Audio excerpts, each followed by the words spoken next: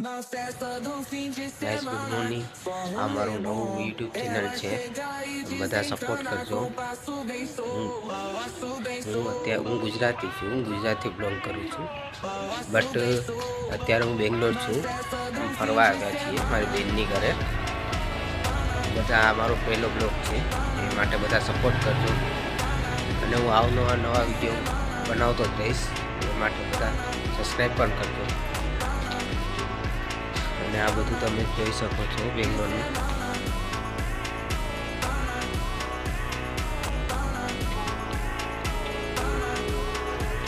બેંગ્લોરનો scene છે બધો, તમે જોઈ શકો છો।